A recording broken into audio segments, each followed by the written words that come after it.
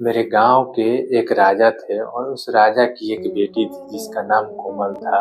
और उस कोमल को बाहर की दुनिया क्या है नहीं है जरा सा भी उसको पता नहीं था, क्योंकि राजा साहब अपनी बेटी के लिए हर चीज घर में लाकर दे रहे थे और उसको बाहर जाने नहीं दे रहे थे। तो उस लड़की ने चोरी चुपके अपने घर के पिछले दरवाजे से बाहर निकल गई, बाहर की दुनिया घूमने और पता करने की बाहर की दुनिया कैसी होती है। तो उस लड़की ने पिछले दरवाजे से निकलकर कुछ दूर गई अपने घर से थोड़ी दूर, तो वहां पे एक दुकान था और उस दुकानदार ने देखा कि ये राजा की बेटी जा रही है।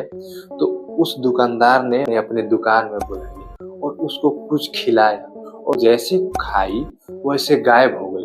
वो गायब हो गई, उस डिब्बा में पैक कर लिया उस दुकानदार ने और डिब्बा रख दिया और चुपचाप अपनी दुकान में बैठ गया।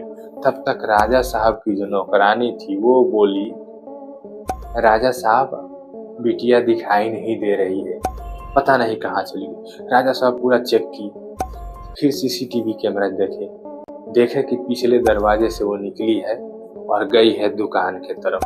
तो दुकान के तरफ गए राजा साहब, उधर खोज रहे हैं, उधर दिखाई नहीं दे रही। फिर आवाज दिए, कोमल बेटी तुम कहाँ हो? फिर भी नहीं कुछ बोले, फिर भी बोले, कोमल बेटी तुम कहाँ हो? तब तक आवाज आई, पापा मैं यहाँ।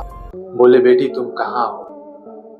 तो उस बेटी ने बोला, पापा मैं इस डिब्बे में हूँ। तो उसने पूछा कि बेटी तुम डिब्बे में कैसे,